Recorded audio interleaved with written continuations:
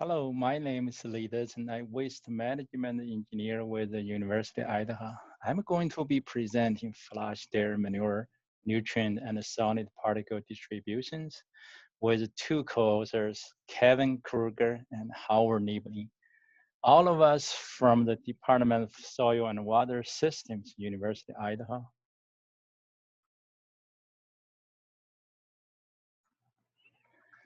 For today's presentation, I will give you a brief project background information and what we did, what we have found. So first, project background information. Idaho has a strong dairy industry and ranks among the nation's top 5 milk producing states. In the 2019, Idaho had roughly 437 dairies with about 586,000 milk cows. Average cows there per dairy in Magic Valley, southern Idaho were about 1,400. Large dairies often use liquid manure handling system because of their easy of mechanization and low labor requirement. Some of Magic Valley dairies use a flushing system that result in large amounts of liquid manure applied from irrigation system to adjacent cropland during growing season. I'll give you example for 4,000 milk cows that have a 16 feeding alley. They flush their manure land 3 times per day. Each land need roughly 10,000 gallons. So together, about 500,000 gallon liquid water generated on this dairy. Of course, they will reuse their flushing water. So solids and nutrients present in the liquid manure pose several challenges to manure handling processes.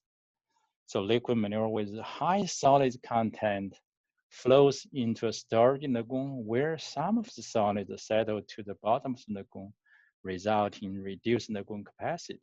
Eventually, the solids at the bottom of the lagoon need to be removed to increase the capacity, which is a costly financial burden for dairy producers. Cleaning a lagoon will cost roughly 1 penny per gallon capacity. For example, 10 million gallon lagoon will cost $100,000 each time. So liquid manure with high nutrients, especially phosphorus, limits the land application rate, which means larger areas are needed to apply the same amount of liquid manure. This results in transporting large volume of liquid manure longer distance, which is not cost effective either. Normally, if hauling the liquid manure more than 3 miles will cost extra 1 penny per gallon. That's a lot of money. Liquid manure with high solid has a higher potential to plug pumps, transfer pipes, and the sprinkler nozzles. It requires more power to pump the same volume and requires higher pressure at the pump, thus increasing the risk of rupture seals and manure spills. Liquid manure with high solids could seal surface of croplands, preventing water from penetrating into soils. So separating more solid and nutrient from liquid stream reduces overall manure handling costs. Identify liquid manure solid particle distribution and associated nutrient helps choose suitable separating technologies and equipment and make better manure nutrient management practice. So here's what we did. We went to 3 commercial dairies. We call Dairy SF, Dairy DD, and Dairy SE in Magic Valley, southern Idaho to collect liquid manure from flushing receiving pit on each of the 3 dairies. Each sampling consisted of removing 5 gallons of liquid manure from the receiving pit. The manure samples were then transported to the Waste Management Laboratory at the University of Idaho Twin Falls Research and Extension Center. Triplicate samples were analyzed for solid content, particle density, particle size distribution, total nitrogen and total phosphorus in the raw manure, and associate with each particle group. The solid content will analyze using standard method used by a dry oven. So the aluminum pans were placed in an oven at 105 degrees C for 24 hours. And we waited before and after the weight and calculated the solid content. Particle size distribution was determined using a set of 6 8-inch stainless steel wire sieves. The pore size was 4 to 0.5, 0.25, 0.125, and 0.063 millimeter, combined with a hydrometer method for particle size less than 63 micrometer. I want to mention the hydrometer method and the standard pipe method we use for analyze the nutrients require that 90% of the manure solid be smaller than 75 micrometer to perform the test. That's why we included sieves with pore size down to 63 micrometer. This is a saved particles in the sieve and the dry that we put in the bag.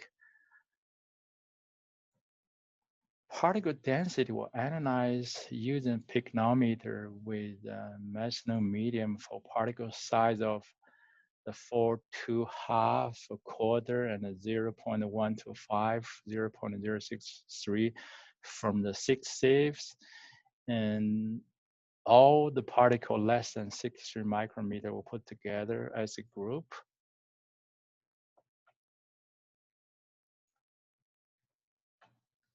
The pipette method was used in conjunction with the hydrometer method to extract liquid manure sample for analyzing total nitrogen, total phosphorus. The hydrometer method runs from 2 minutes, 15, 16 to 150, the 40, 140, and 2 days. At each time point, we'll get a liquid, use a pipette method out, and at the same time we'll get a hydrometer meter reading.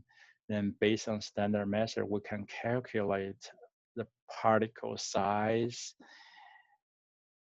and use Hex spectral photometer to test the sample manure from 1 liter cylinder, get a T and a TP associated with each particle group that less than 63 micrometer.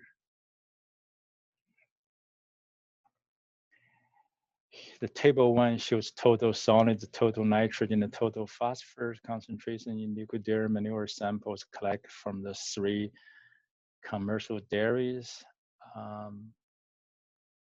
We can see the total solids, the total nitrogen, total phosphorus vary from dairy to dairy. That's because their manure handling method a little different and maybe use different flushing water. Even when you went to dairy the morning or afternoon, you will get different manure.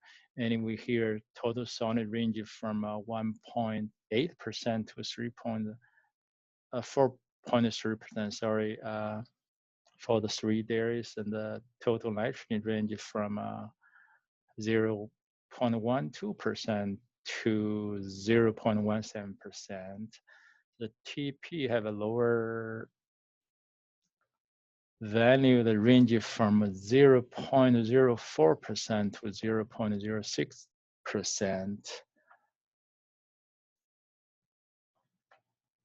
This is a flushing dairy manure solid particle density of dairies SF, DD, and SE.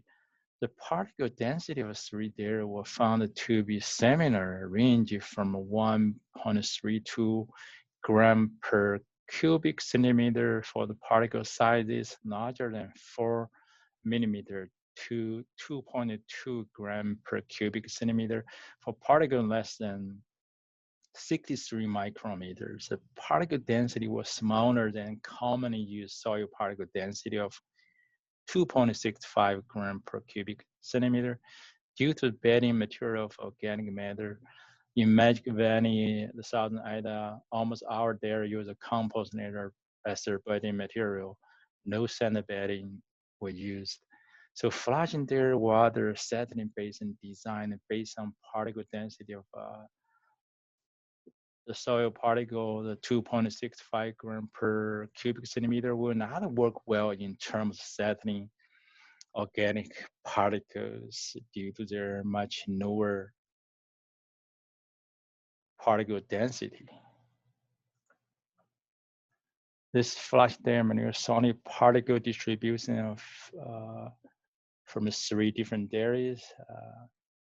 It was noticed that higher bedding fiber were present in the liquid manure from dairy DD, which result in a higher percent of roughly 33% of solids with particle size larger than 4 millimeter compared with just 8% or 17% the same size from other 2 dairies. But most mesh sizes primary inclined screen used on attic dairy were larger than half millimeter. So the percentage of solids with particle size larger than half a millimeter were 21, 49, and 33% of for the dairy SF, DD, and SC respectively. So if we put the 3 larger particles together, we get this number. So that said, use a primer screen, inclined screen with pore size larger than half a millimeter, and most you can get 49% of solids out of your liquid manure. It's the total nitrogen associated with each particle diameter group in the flash and liquid dairy manure. Again, if we add the 4, 2, and 0.5 particle group together, there were about 34%, 44%, and 7% of total nitrogen associated with the particle larger than half a millimeter in the flash manure from the 3 dairies respectively. It's the total phosphorus associated with each particle diameter group. So there were about 14%, 23%, and 14% of total phosphorus associated with a particle larger than half a millimeter of the flash manure from the dairy SF, dairy DD, and dairy SE respectively. Clearly, we can see most of TP were attached to the fine particle with size less than half a millimeter for the 3 dairies. But in order to separate more TP out of the liquid manure, definitely advanced separation method or equipment beyond the inclined screens are needed. So take-home message, flash dairy manure particle density range from 1.32 gram per cubic centimeter to 2.2 gram per cubic centimeter. The percentage of solid with particle size larger than half millimeter were 21, 49, and 33% for dairies SF, DD, and SE respectively. Most TB were associated with a fine particle size less than half a millimeter that cannot be screened out by screens. Advanced separation technology are needed to capture more TP from flash and liquid dairy manure. This study was supported by USDA and EFA West and Sarah funds.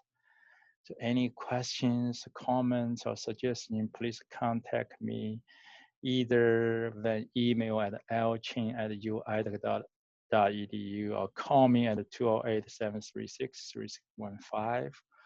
Well, thank you for your time and attention. Well, take care. Bye-bye.